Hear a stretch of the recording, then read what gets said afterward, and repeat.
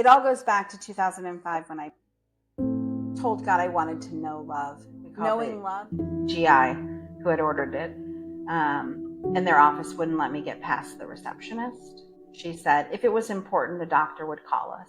I'm like, I'm pretty sure it's important. It says 7.5 centimeter tumor. That's a soup can. Journey of Unleash the Power. At one point, Tony says, write down who you are.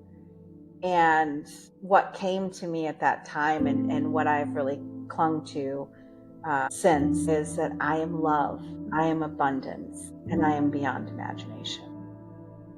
Hi, this is Dr. Cindy Joseph, and I am on the Wish Fulfilled with Miss Jenn Fabu. How are you? I am good. How are you? I am doing well. Today is going to be a really, really special episode because I believe it's going to really affect a lot of individuals who may have gone through similar experiences of feeling like all of life have caved in. So the question is, what do you do when everything you've built, your house, your marriage, your job, disappears in an instant? On today's episode, our guest is going to walk through the fire with us and show us how she emerged, and not just in spirit, but in love, intact, but also awakened. Miss Jenn Fabu, we're starting in 2008. Yeah. So before 2008, I had built a successful career in real estate. I was a mortgage broker. I was young and I had my husband and we had a great marriage. We had built a lot together. We had built a business together. We worked together. And then when the real estate market crashed, we lost everything. The funny thing about that was just before the market crashed in the late 2000s, I had really been seeking God. I was raised in a kind of conservative Christian home. And remember sitting on my chaise at my house and I prayed and I said, God, I just want to know what love is. And I want to know how to love people. I will give anything for it. This is a dangerous prayer to pray. Yeah. Because sometimes God takes you seriously at your word or knows the desire of your heart. And that was the desire of my heart. So fast forward, I had been in real estate for quite some time.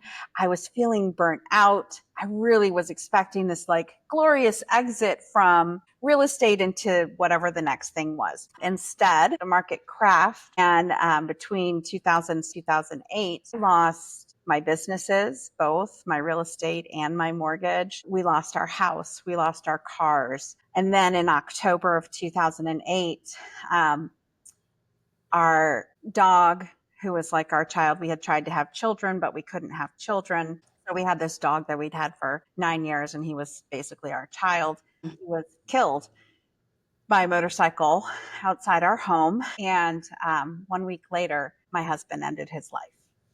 Wow. Yeah, it was a lot. It was a lot to happen all at once, and to see the culmination of a prayer where you said, I would give anything and really give everything to start that quest. And really at that point, I feel was the point that I started that quest. I obviously had lost everything, was very disillusioned, had no idea that my husband was ill. Though we don't have a definite diagnosis, but the thought was that he had had a psychotic break, but he was a very strong man and wouldn't show anything if he didn't want you to see it. You didn't know it was going on. And so he likely held it in as long as he could and then just had a break and was gone within 36 hours. Looking back now, there's this perspective that you have, but in the moment, like what were you feeling? What was the atmosphere of your internal for you? So immediately after it happened, we were very involved with our church at that time. And I was fortunate to have some very dear friends come around me and take care of so many of the details. So that was great. Internally, I think I had a very normal response, like, why? Why would this happen? Like, we had just made it through the worst of the worst. We had lost our house and we were rebuilding. We had both moved into other careers and we were doing well. We were coming back up in the world, and it seemed like finally things are getting better again. So I had a lot of those questions. Why am I being punished like this? What did I do? It didn't take long for our faith community to abandon me. They couldn't handle the sadness and the hurt that I was in, and they couldn't understand how we didn't know, how we weren't able to stop this, or they thought, what did I do to deserve this? Or what did my husband do to lead him to such a dark place that he would do this horrible thing? So they eventually all left me. And so I was very, very alone for quite some time after, probably about within 3 months of losing my Yeah. husband. So there was a lot of like externalizing blame and finding fault in things outside of ourselves. And this led you to a place where you had to go nowhere else but in, I'm presuming. Yeah. Yeah. I was really pushed to a place where I had to really search. And what happened was, as I went in and started having deeper conversations with God and with spirit, I started to get answers to some of my questions that way. One of the things that really got me through some dark times, because I was like, why didn't you tell me? Why didn't you let me help? Why wasn't I able to save John? And God would say, it's not your story. It's not your story. Your story is your story. His story was his story, and he got to write his story. Mm. And that, I say it right now and I'm like, gosh, that sounds so mean. But at the time, and really, it is so very comforting and something to process through. Like, your story is your story. I still am writing mine. He wasn't writing his any longer, at least not in this space. And I had to find a way to see that as okay, and to see myself as okay. What ended up happening, a friend that knew us both had moved into the area. She had lived in Idaho. She moved into Houston, and where I was at the time. And she invited me to come to this group called Love Machine. There's a man named Jim Spivey who led this amazing group where he let humans just come and be. And I went to the group for a few months, and I didn't really say anything, because what would happen is, as soon as I would open my mouth, my story was so sad and so awful. No one else, it would make everybody shut down. So I didn't say anything. And then finally Jim was like, well, I'd really like to meet with you one-on-one and hear your story, because he hadn't heard my story. So we met at a coffee shop, and I told him my story, and he didn't try and fix it, and he didn't try and make it better. He just let me sit there and cry. And it was the beginning of my healing. And I think it was the first time that I really witnessed love in that way. And it was a beautiful moment that led me on a journey to really start discovering who love is, what love is, and how to love people. It seems like the key to that was just letting, Yeah. just being and just letting. Yeah. Yeah. You get to the end of yourself and there's nothing else to do but let go, and then let that come into the space. Very powerful, but in a world where we feel like we must control everything, it's it's I knew it may have taken you a lot of strength to just release and just let. It's definitely a process. I mean, even after that, I think that happened the summer after John passed, when I sat down with Jim finally. That was a long time to go, just in a lot of pain. And then as we approached that 1 year mark, I mean, that was probably the darkest time of my whole life. I definitely wanted to end my life. I felt like the world just didn't want me anymore. It had been so hard after John died just to get any footing. And I felt like every time I would get footing, it was like that wave would come and knock you down again. And yes, I had a few beautiful experiences like the one with Jim, but overall, it was very, very hard. I lost my job. When John died, I worked at a Christian radio station. And they politely told me that they didn't need my services anymore. I wasn't a good fit for the company. And that was really hard. So I was struggling, trying to find jobs, trying to find a way to support myself in the aftermath of what had happened. And by about a year, I was done. I was done. And I remember sitting in my living room and saying, God, I just want to stop breathing. I just want to stop breathing. And a really beautiful thing happened. A friend of mine called right at that moment where I think I was most vulnerable and told me how much she loved me and that she'd really felt impressed upon to call me and just let me know that she loved me. And I started to breathe and I spoke to God and I said, what do I do? And I really felt like God was telling me sometimes you have to go all the way through the feeling to start healing. You can't go around it. You can't go over it. You can't go under it. You have to go through it and all the way through. I had to get to that point. And I had got to the point where I was like, I actually gave myself the choice. Do you want to live or do you want to die? Do you want to be done? And I had to be okay with both choices before I could make the choice to say, maybe I keep breathing. Maybe I keep breathing. So you talked about how that was just, there was a realization or an answer that came that that was John's life and Yeah. he had to, and that was his story, but you had your own story. But even grappling with your own story, you're having a lot of things happen within your own story. And you come to this place where you feel like you want to give up, but you realize in that moment that the choice is yours, that it's your choosing on what you want to do with your life. And you decided. I decided to stay and I'm glad I did. It was a good choice. It was a good choice. Yeah. So I know things have changed since then. What do you think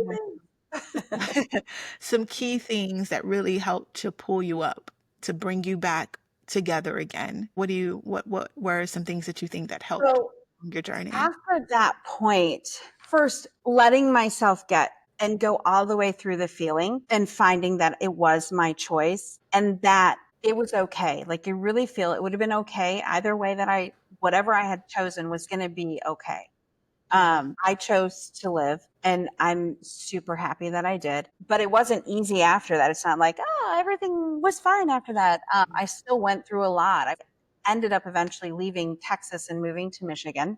What And initiated that move for you? I had a dear friend of mine. He was actually my best friend after losing my husband. And I met this couple after I lost John and they were dear friends of me. They took me in. They really were kind to me. They were also very involved in a similar faith tradition that I had been involved in.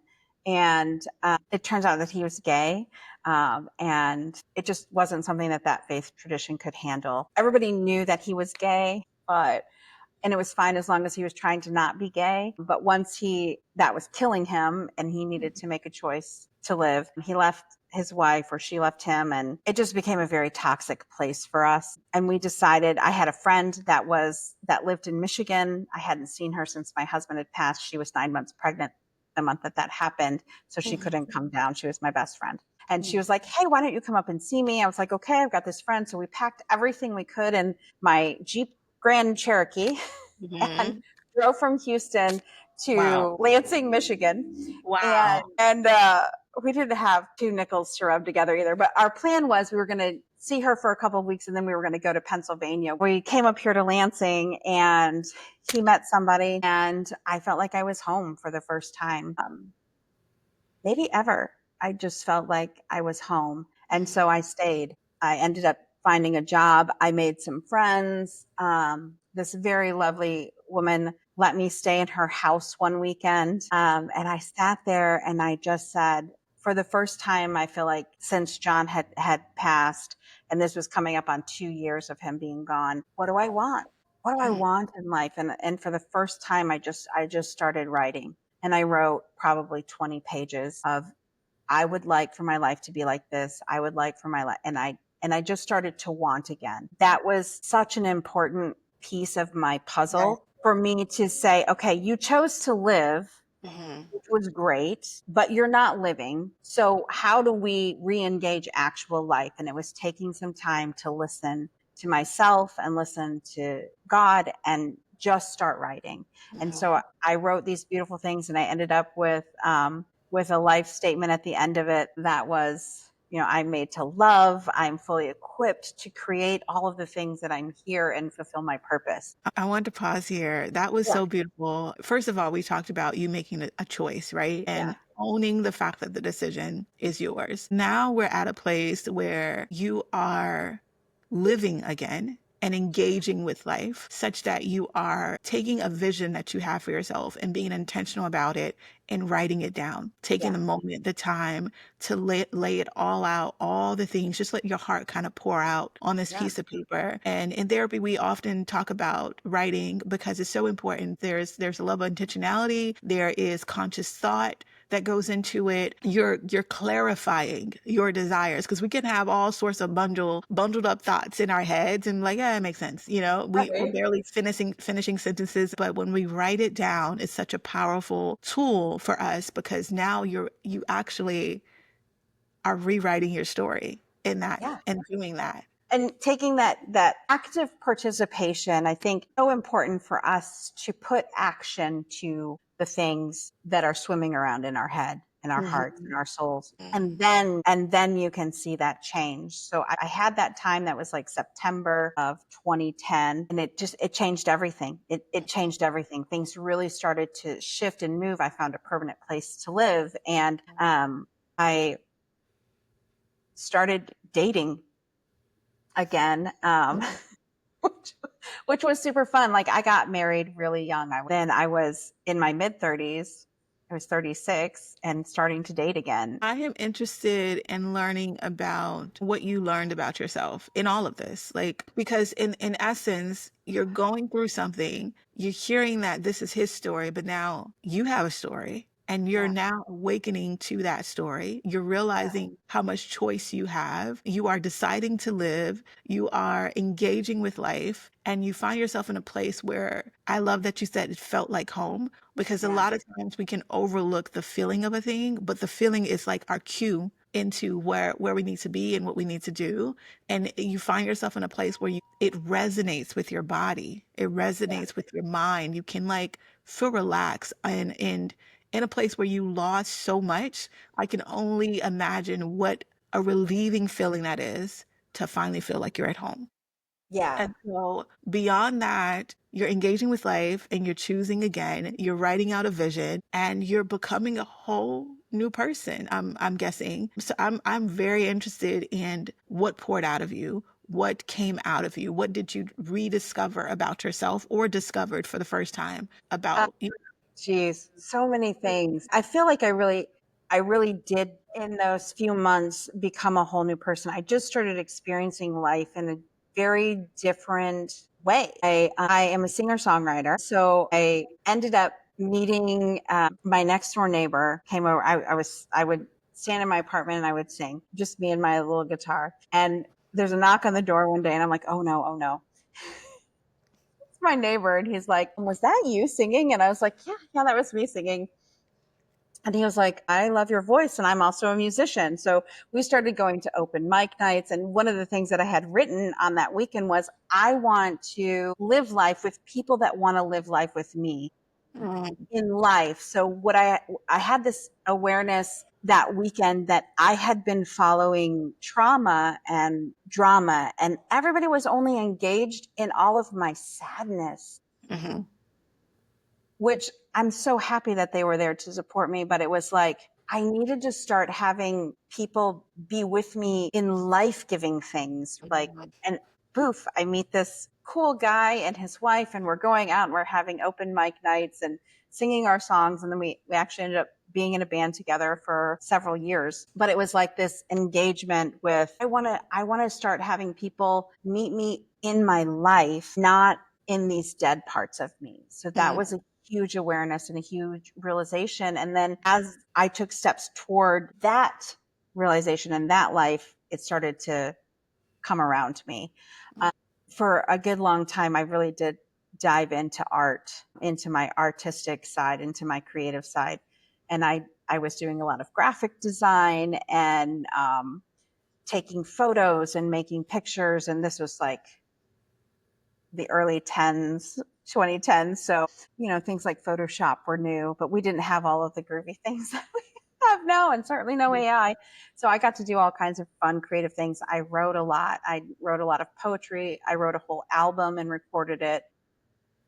Wow. And I really started to feed the parts of me that were so devastated in losing everything. And it brought me back to life. It really did. Wow. That felt like a self-healing process to engage in your creativity and really like explore the happiness that's inside of you. I mean, in some ways, some people can identify with that sadness and it becomes an identity. And that could be a thing. But you were willing to live outside of that story. Yeah. I feel like I looked at the time and intention that I put into my journal that weekend. And when I would be sad or frustrated or discouraged or feel like I was missing something that I wanted or needed from that list that I had made, I could go back to it though. I could keep going back to it. That's, I think, another reason it was so important for me to write that down, because when you write something down, you can go back to it. You can find it. If I just think thoughts, I think, oh, I'll never forget that. Mm-hmm. You do. And then you forget. Forget stuff. If you write it down though, I can go back and be like, I may not know exactly where it is, but I can thumb through some journals and find it, right? And Mm-hmm. I can find those things, and continuing to remind myself and remember that journal entry too also helped me remember who I was and gave me a vision for who I could be now. And it was different than who I was, but also a lot the same, right? I still loved the same things, and at my core was found the same person, but she was stronger and she maybe knew better why she felt the way she felt and why she was doing the things that she was doing. I was a little bit more intentional for sure. Yeah, there's elements of like manifestation that you talk about with regards to writing out the vision, walking into it and taking action on the things that you desire. And there was some synchronicity that happened, a lot of synchronicities actually, from your friend being pregnant and you deciding to go, then feeling like it felt like home, then being able to find people that welcomed you while you're transitioning and finding a place to live. Then when you finally find a place to live and it comes together, your next door neighbor just happens to be a musician. Like it was So many things, so many things. And I didn't know anything about manifestation or anything back then. I certainly wouldn't have used that language right. or had any idea. It's been funny since I've been in the work that I've been in now. I can look back and be like, oh my God, that actually is right. Whether you're aware or not, you're creating things. We're all creating things. So Yeah. And we also talked about how you were a part of a faith yeah. and felt abandoned by that faith. Now that you're in Michigan and you're out touring, oh, I'm saying touring, you're out, I you don't know, know if I go that far, but sure. you're That's a out, local bar. you're writing albums and producing and Yeah. doing open mic nights and just, oh my God, I could imagine just how happy and exhilarated you must have been in that time. But where's spirituality in this? Like, how is that redefined in you, or is it still of the same? And you just like, where are you with your own spiritual? So I've always been a very independent individual, and in the conservative faith tradition I was in, I was always in trouble because I have my own thoughts and my own interpretations of things, and I have a very unique perspective that doesn't necessarily always go in the lines of those traditions. So when I felt abandoned by my faith tradition, I did not ever feel abandoned by God. Mm. I did not ever feel like I lost connection with spirit. And so as I moved to Michigan, I was like, hey, love you, God. Super happy to continue our thing, but I'm done with the people, which is hilarious because I don't know.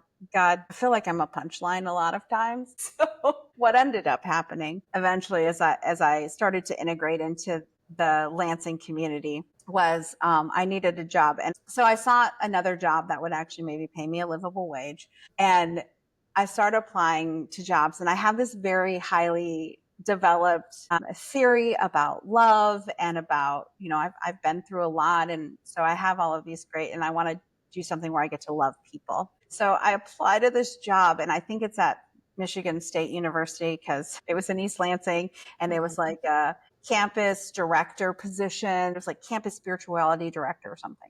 I'm like, oh, I could do that. I'm all about helping kids connect to God. That'll be great. So I apply, and they call me for an interview, and they're like, hey, we're from the People's Church. And I'm like, not a church. And so I go online and I look, and I'm like, oh, this church has a woman pastor. Well, that's really interesting. And oh, this church is this. And I'm like, okay, well, I'll do the interview. So I go in for the interview, and I say all these crazy things that I believe at the time in this interview. And they're like, we love you. You're hired. I'm like, of course I'm going to get hired by a church. That makes perfect sense. So I did have a brief time where I thought I had broken up with the church, but then I just ended up working for them again. So that was funny. But I feel like it all goes back to 2005 when I told God I wanted to know love.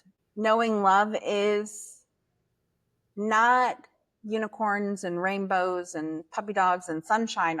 It is, but it's also learning how to love people that you don't understand, you don't agree with, you don't know, you can't figure out. It's learning to love when you don't have money to eat, when you don't have a place to stay. It's so much bigger. And that is and remains the desire of my heart.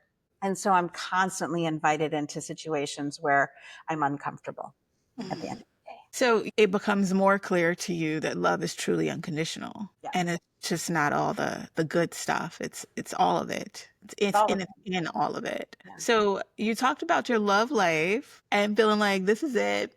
You're not really engaging. You've kind of closed that door. But then what happened? So I was on a few dating sites, and I had started to date, and I liked the guys that I was seeing. It was fine. I was having a lot of fun. And I remember sitting in my room. I had taken a shower, and I was sitting in my room, and I was looking out the window, and I just brushed my face lightly. And it reminded me of how John used to touch my face.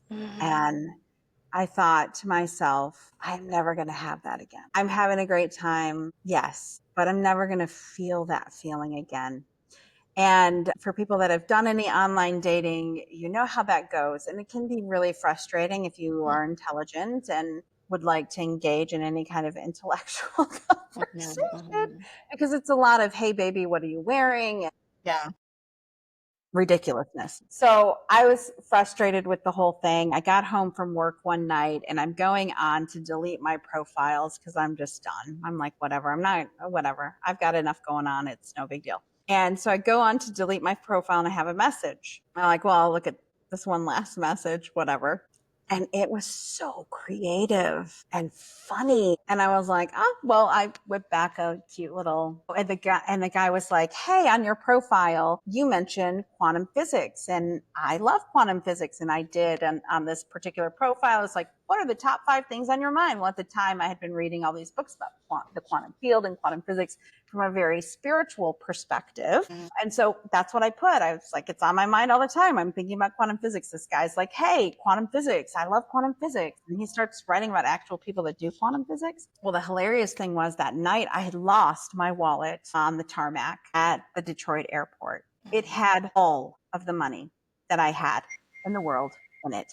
So I write in this cute little way. I'm like, hey, yeah, I'm working on my Hamiltonian problem right now because Hamilton is on some money, right? And and I send off this thing. Well, it turns out, I find this out much later, that that is an actual quantum physics thing. So Lou thought that I really did know quantum physics. And so we keep writing back and forth and we're bantering. And it's great. Like he's really funny. And I'm funny and we're just vibing and it's amazing. And he's like, oh, in this some of all histories, we were probably already married and had children at sometime. I'm like, well, I can't have kids. So sure, it must have been another lifetime, not this one.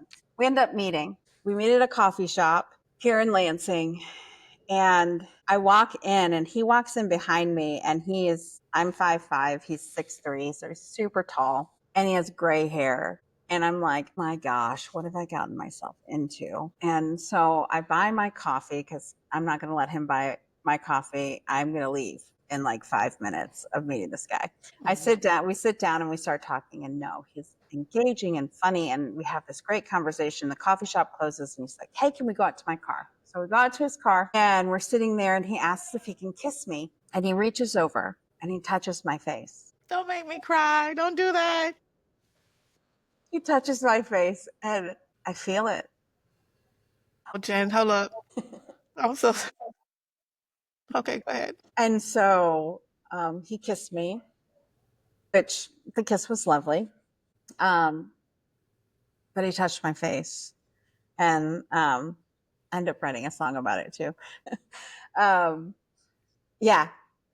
And we kept dating. I ended up getting the job at the church. Oh, the really funny thing about Lou was now on my profile, I say I'm not a Christian, but this guy is an ordained reverend with a PhD in biblical studies from Vanderbilt because, why not? And again, like, could it be funnier? So now I have a job at a church. My boyfriend is an ordained reverend. And 3 months after I get this job at a church as the campus ministry director, I'm working with college students. I end up pregnant. Yeah, because that's how my life goes. What? Yeah. Oh my God, Jenn. So Yeah. you are a walking God don't play about me. No. I mean, he just doesn't. No. He doesn't play about Jenn. No. Whatsoever. It'd be the funniest possible thing that I could have happen right now. Let's do that to Jenn. She'll love it. She can appreciate my humor. So I remember I tried to have a child for 8 years with my husband. And I didn't ever want children. My husband wanted children and I was like, that's fine. Like, I mean, I did not want them, but I wasn't like a person who was like, I have to have a baby. Mm-hmm. So, and then when I started dating Lou, he's 18 years older than me. And I thought, I'm safe. No way. That's going to happen. Wrong, ladies. It can happen. So here I am, 37 years old, pregnant by my ordained reverend, working in a church. And the most beautiful thing happens. So, like, if I had been I always say this, if I had been in Texas, they would have stoned me and kicked me out. But this church embraced me and loved Lou. And it was rocky and it was messy and it was hard. God really used that whole thing to give us this invitation to love in a way that was raw and authentic and real and bigger than anything we could ask or imagine, anything. And so in 2012, I had a baby. Oh my God. It was so fun. On February 1st. So my son is February 1st. Is his birthday. Mine is February 9th. And my husband's is February 20th. That is not even why I am telling you to stop because I immediately saw the numbers 2112. Wow. And he is a special kid. He is a special kid. 13 and 6 feet tall. I know. I have the most amazing life. It's crazy. Like, out of you deciding to live, all of this beautifulness unravels in front of you. Oh my God. Yeah. I'm in love with your story. It's just, and there's more. There's so much more. That's what we have. Okay. So, so we have a baby. And I decide that I love the church that I'm at or that I was at the time. I loved People's Church, but it was not ultimately a good fit for all that is within me. Okay. So I ended up with Lou's encouragement, getting back into real estate. And I left the church. I got into real estate. I opened my own brokerage in the Lansing area. Huh? Because you're Because I'm that girl. Why not? yeah. And we continue to go to people's church, and Lou decides that he wants to get back into ministry. So he had been a pastor, but he had worked for the state for a long time. He has his own crazy story about his journey with God, but he decides that he wants to re-engage and start maybe in retirement, getting back and getting a church. So I'm building my brokerage. He's pursuing that, and he finally gets his ordination changed from one denomination to another, and he starts looking for a church. Now, my husband is, again, 6'3" and loves every sport with a ball that you can imagine. And he's a huge Green Bay Packers fan. He finds this church 45 minutes from Green Bay, and he starts this interview process. And I'm like, honey, there's no way we're moving to Wisconsin. Okay. It's not going to happen. And Yeah. he's like, well, it's Thanksgiving of 2019. And he's like, well, they want to interview me in person. Why don't you come with me? We'll drive there over Thanksgiving weekend He's a smart man. and we'll just see. I'm sure it's a no, but wouldn't it be fun to just drive there for Thanksgiving? This man who hates being in the car for more than 10 minutes. And I'm like, okay, fine, we'll drive just to prove a point that it's absolutely, there's no way God wants us to be in Wisconsin. Okay. So we drive to this little town called Shawano, Wisconsin, and we have this interview, and these people are lovely, and everything is just perfect. And of course, they love us because what a cute, fun family we are, and we're very full of life and blah, blah, blah. And so they end up wanting to hire Lou. So we have a decision to make. I decide, okay, yeah, I can support you. This is your dream. Let's go. We'll move to Wisconsin. I get licensed over there. I'm like, I'll just expand the brokerage. Why not? Right? What else would you do? It's real estate. I'm good at real estate. We can move. No problem. So we pack everything, we buy a house in Shawano, Wisconsin, and move our whole family. We closed on our house the day before my birthday in 2020. And the boys stayed there. It took me another month or so. I think I arrived on like the 13th or 14th of March with the moving trucks and all of our stuff. And we decided that we weren't going to move any of our furniture. So on St. Patrick's Day, we drive into Green Bay and buy a whole bunch of furniture. And on our way home from Green Bay to Shawano, everything is shut down because of COVID. Mm-hmm. And we're like, oh my gosh, well, it's just going to be a couple of weeks. It's fine. No big deal. It was a lot more than a couple of weeks. And so I had to start driving back and forth from Wisconsin to Lansing to work because I couldn't really open a real estate brokerage in a state where I know nobody and can't meet anybody and also can't show houses. So I'm doing that. In the meantime, this tiny little church that my husband has taken over and has really been there for a month, we have to take it online. Mm-hmm. So he ends up doing obviously all the preaching because he's the pastor, and I do all of the music. And we're videoing everything at our house and then putting it into the computer and uploading everything to the internet every week. In the meantime, my husband has been having like this pain in his side for a while, and we're trying to figure out what's going on. So he ends up going to a doctor, but we find out that we have Blue Cross Blue Shield of Michigan insurance, which is amazing in Michigan, but there's no doctors in Wisconsin. So he's driving an hour and a half to the Upper Peninsula of Michigan to go see a doctor. You can see and try and figure out why this pain won't go away in his side. November of that year, he is visiting Lansing with me, and we get him an appointment at a GI, and they're like, we don't know, maybe it's irritable bowel syndrome. I'm like, well, his dad had ulcers, so maybe we should have a CT scan. And they're like, I guess if, out of an abundance of caution, you can have a CT scan. So he came in December and had a CAT scan in Lansing. And Sunday, December 6th, we're sitting there. 6-year-old son or 7-year-old son has a friend over, and they're running around playing. And I'm drawing at the table, and he was working on who knows what. And he gets an email.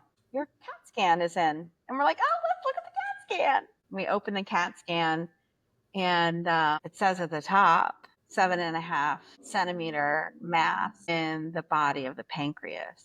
And I'm like, what? Encasing the celiac axis and the vena cava, and enlarged lymph nodes at this place and that place, and lesions in the liver. And it was like, what? And I'm like, I don't know. Let me Google. And it was bad. It was really bad. We called the doctor the next day, and they wouldn't. We called the GI who had ordered it, and their office wouldn't let me get past the receptionist. She said if it was important, the doctor would call us. I'm like, I'm pretty sure it's important. It says 7.5 centimeter tumor. It's a soup can in my husband's pancreas, so I need to talk to a doctor. They would not let me talk to the doctor. They insisted that if it was important, the doctor would call us. So I called my general practitioner, who's not Lou's general practitioner at the time, and she was like, no, that sounds bad, but don't lose hope. Let me see what I can do. She ended up getting us an appointment with an oncologist. We walk into the oncologist a couple days later, and he's like, yeah, so you're here because you have cancer. And we're like, wait, what? No one has said that. Oh. We're just trying to figure out what's going on. And he's like, no, that's like 98%. You have cancer. He gets a biopsy. By the first, he's officially diagnosed with stage 4 pancreatic cancer. And our whole life crashes. And my whole life crashes again. And I think it was harder to get that news than any news I could have ever gotten or had ever gotten. So sorry to hear that. I know that that was crushing for your entire family. Yeah. Yeah. Like, really? This is not the funny part, right? It's not. And I was so angry. Our oncologist told us that Lou maybe had 6 months to live, that they could put him on palliative chemo, and that might give him a couple more months. So he started chemo in January. We were still in COVID lockdown. It was 8 hours of chemo. What does that do to you? Hearing that news, considering the background of your husband passing and you remarry again from the most beautiful interaction of an individual. Yeah. I was so angry. I was so angry, and I felt horrible. There aren't words. That's not a description. Yeah. There aren't words for how I felt. At that point, Lou and I had been together 10 years. My first marriage was 10 years long. Mm.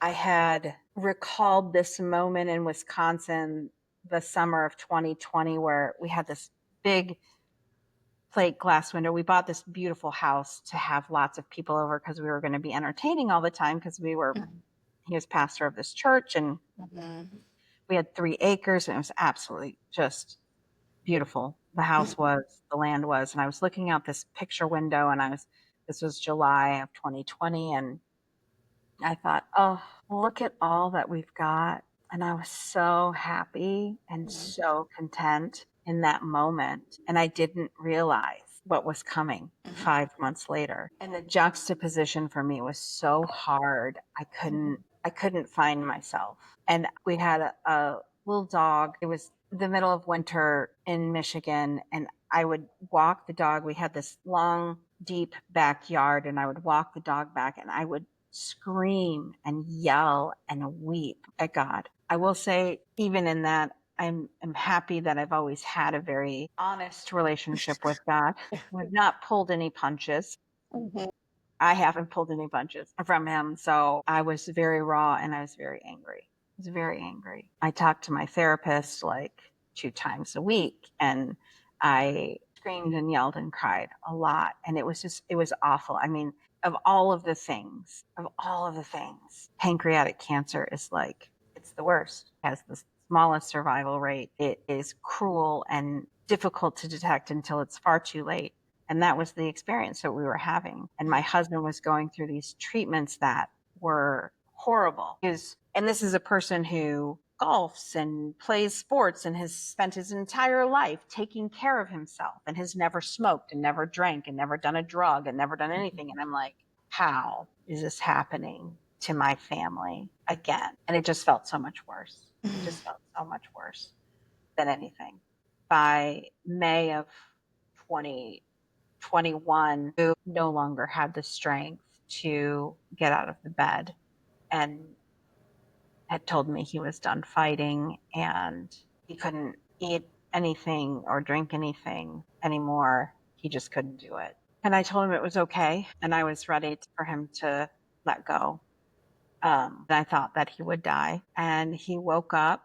He had been bedridden for like 4 days. He hadn't had the strength to get out of bed. And then he woke up. It was a Monday morning, and he said, "I'm hungry. I'm gonna go downstairs and eat." And he got out of the bed, and he somehow made it down the stairs. And I have a picture of it. We found a picture of it. And he asked my mom to make him eggs. So my mom made him some eggs, and I have a picture of him eating. And it was the first time he had eaten food in a very long time. In July of that year, we went to his oncology appointment, and he had had a CAT scan, and we had looked at the CAT scan, and we thought it looked horrible. We get in there, and the doctor's like, "So you had a CAT scan. Let me take a look." And he takes a look at it, and he's like, "Oh." And we're like, "Yeah, we know it's bad." And he's like, "It looks like your tumor's dead." We're like, "What do you mean the tumor's dead?" And he's like, "No, the tumor's dead." And it's like, "The chemo knocked out the cancer in your lymph nodes and your liver. I don't see any evidence of disease." And so Lou and I walked out in tears, as we often did from those appointments, but tears of happiness. Yeah. And we're like, "What do we do?" And the doctor's like, "Well, go live your life." Okay, we'll do that then. Oh, we walked out. He continued to get healthier and healthier and stronger and stronger. In November of that year, we went to Boston. We flew there, just having on a whim. We flew out there for a concert, and we flew back the night. And it was the day before Thanksgiving, and his mom had been having some health problems, and he was talking to his aunt on the phone, and I was sitting there, and he was going to go down to Kalamazoo, which is like an hour and a half away, to see his mom. And he sits up and he's like, "Oh my gosh." And he has this sharp pain. And I'm like, "What's going on?" And he's like, he could hardly breathe. He could hardly talk. And I'm like, "Okay, I'm calling 911." So I called the ambulance. They came and got him. They take him to the hospital. It's still COVID. I can't go with him. I can't be with him at all until they have him in some sort of room. And this was like 9 o'clock in the morning. 3 o'clock in the afternoon, he texts me and he says, what did he say? Like my hernia ruptured or something. And I'm like, "Oh, well, that's not a big deal." I come to the hospital. There's a surgeon there. And the surgeon is like, his stomach has erupted into his chest and he's excreting bile and stomach acid into his chest cavity. Mm-hmm. And he says, "We can try and do surgery, but I don't think he'll live through it." And then another surgeon comes in a few minutes later, and Lou is in the worst pain you can possibly see a person in, as acid is on his organs in his chest. Another doctor comes in and says, "Look, there's really not a lot we can do. We're going to put a tube through his nose down into his stomach to try and get the bile out so it stops getting into his chest cavity. But really, all we can do is try and keep him alive long enough for his kids to come say goodbye." And I'm like, "What is happening?" And so I call he has two older children. One was in Texas at the time. He gets on a flight. My parents are going to pick him up the next day. His daughter lives like an hour and a half away, so she comes and stays for a little while that evening with her dad. And I'm there all night, and I'm waiting for him to become septic. I'm waiting for his fever to start to spike. I'm waiting for him to things to get bad. And I'm just staring at the monitors the whole night long. And his heart rate never goes over 70. His blood pressure is textbook. His temperature stays about 98.2, doesn't ever move. Finally, they get us into a room. They tell us, "Well, if he lives, he'll be in here for months. He won't eat. He won't be able to drink anything until this hole in his stomach repairs. And we have to let it heal naturally because he won't survive surgery." Okay, no problem, whatever. They move him up to a room. Thanksgiving Day. We all come in. We have to like dab his lips with a sponge. Friday, they take another scan and there's no hole. Hole's gone. And they're like, well, that's weird. And so they're like, well, we're going to give him a drink test. So they give him a little bit of water and he's able to swallow it and it doesn't end up in his chest. And then like 6 hours later, they give him like a popsicle. Oh, Jen, I'm just like, Saturday this, morning, he walks out of the hospital on his own 2 legs. Won't even take a wheelchair. this is the craziest roller coaster. And wouldn't it be nice if that was the last hill? Oh, But it wasn't. okay. So we live. Great. Wonderful. That was November of 21. Nothing. We go to the oncologist in May of 2023. And he's like, hey, if the next scan is good, we're going to take your chemo port out. It's going to be awesome. You've been without cancer for 2 years. We can't find any cancer. Everything's great. And we're like, awesome. So August, he has his scan. It doesn't look bad to us. We're like, looks fine. A couple of lymph nodes are enlarged, but that's kind of typical. We go to the oncologist, ready for them to say, let's get that port out. But his tumor marker numbers went up. And we're like, okay.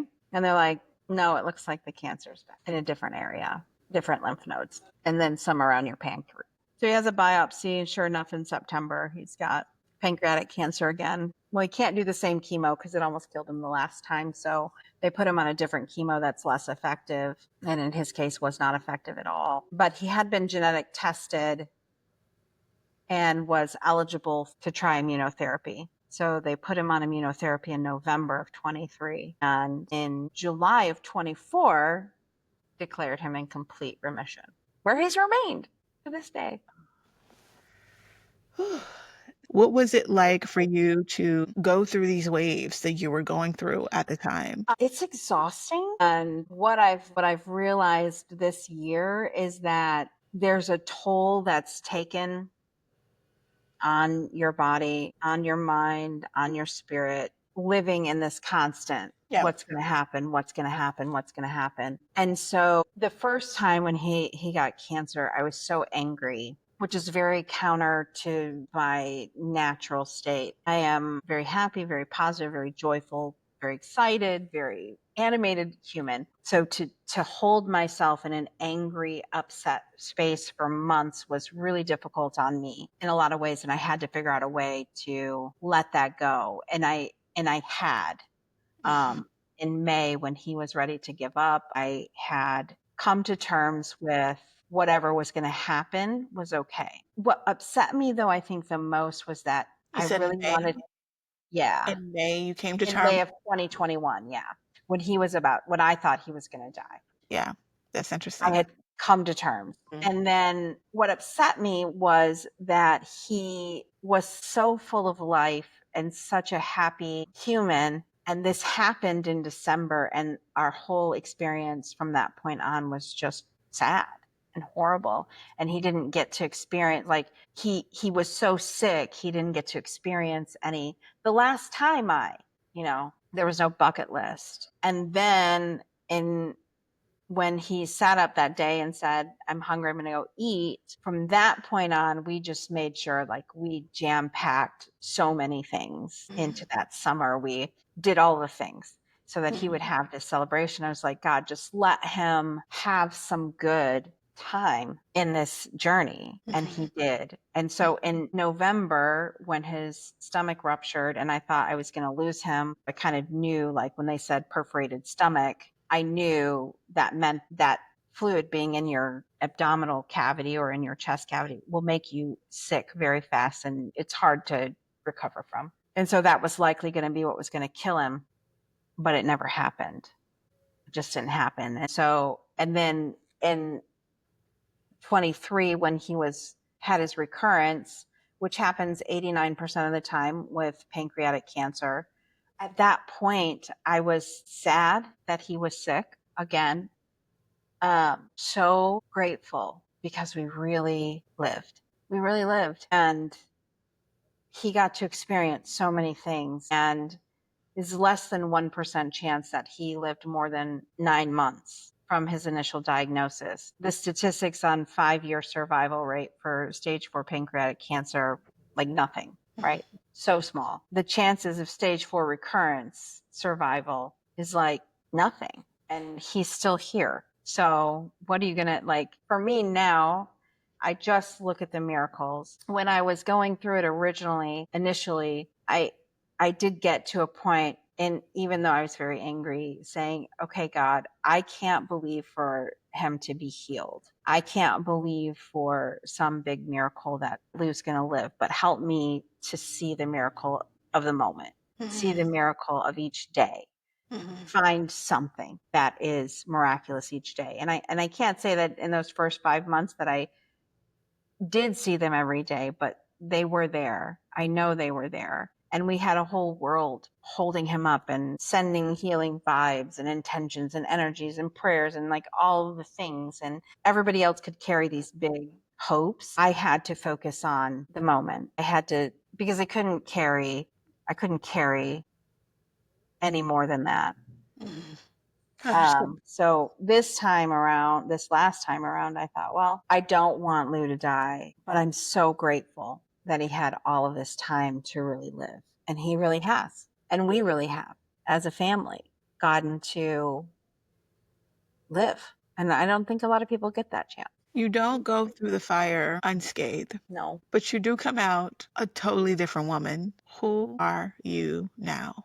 I would say the last 6 months have been this whole metamorphosis for me, or maybe not even so much a metamorphosis, Cindy, as just a recognition, finally recognizing who I am and what comes to me over and over again. I had the opportunity a year or so ago to go to Unleash the Power with Tony Robbins. It was in Dallas, Texas, and a crazy experience to be sure. But in that experience, or in that journey of Unleash the Power, at one point, Tony says, write down who you are. And what came to me at that time, and what I've really clung to since, is that I am love, I am abundance, and I am beyond imagination. Oh, that. And that's who I am. Yeah. Oof. Coming to that realization, I mean, my God, I could only imagine the metamorphosis that happened inside of you as you're going through these experiences. I'm just going to call you Jenn, God Don't Play About Me, Fabu, because I have no other words or way to explain like all of this. But the beautiful part of this is, in this life, you have experienced the whole spectrum of emotions. So many things. Like the deep ends of all of the emotions, and you show up every single day as this joyful, my Lord, this joyful individual who is fully engaged in life. It has Yeah. refined you, Jenn. Yeah. Yeah, it has. It really has. And, I look out and I think there's still so much to Yeah. have, to Yeah. experience, to hold, to be. And it's exciting. It's Yeah. exciting to see what's next, what's next Yeah. on the horizon, as I really do start to come out of this cocoon of what the last 5 years especially has been. Mhm. Yeah. Yeah. The word powerful comes up for me, that you are extremely powerful. And I don't know if you've tapped into your power just yet. I'm working on it. Yeah. I'm But working don't on be it. afraid of it. Yeah. I Yeah. mean, these insurmountable circumstances that people could not have ever fathomed, that this would be the end of this. Like, we would say it's craziness, but you have seen it with your own eyes. You have lived these lives, and you're incredibly powerful. Thank I you. hope you never question that. I question it less these days. I definitely question it less these days. I mean, I really spent some time, especially the last month or so, really reflecting on all of these things, all of these things. And it's a beautiful story, and it's mine, and it can change the world. And it will. Yeah. Yeah. Super fun. So, 2 questions. What would you leave this audience with? Like, any nuggets, any advice of anyone who've gone through or who feel like right now they're in the shadow Yeah. right now, what would you leave them with? So, a couple of things. Don't be afraid to fully feel what you're feeling. Walk out past the cliff so that you can find your choice. It's so important for us to understand that we are the author of our story. We are the ones that get to write and co-write with God, source, spirit, whatever you want to call that creative power that's in and connects all of us. And two, turn the page. There's a story. Turn the page. You don't know what's going to happen next until you turn the page. It's not always dark night where you're getting horrible news. If you turn enough pages, it's a baby boy that you never knew you always wanted. So turn the page. So I have one other question, and that is, how can we connect with you? Where can we find you? How can we learn more about Miss Jenn Fabu? Yeah, thank you for asking that question. So, I am launching my very first course and coaching program. It's called the Empowered Path, Okay. and it's actually launching on July 1st. You can find me on Instagram at Jenn Fabu, or you can find me online at Jenn with two N's, Worthington.com. Wow. I'm so excited about your course. I'm excited about it. It's going to be Oh fun. my God, I'm so excited for you. It's gonna be amazing. It's gonna be full, and so many lives will be touched. Yeah, yeah, that's the goal. I mean, Yeah. the beautiful thing about this life and this experience that we're having here is that we get to have it together. We get to inspire one another and bring out the best of what we're created to be together. So Mhm. that's fun. Awesome. That is so exciting. So thank you again, Ms. Fabu, for joining us on The Wish Fulfilled. If you have not done so already, please hit subscribe, like the video, leave a comment on anything that you feel like you have taken away from this video. I know that there were so many gold nuggets from this video, and we thank you again for watching and being a part of our family.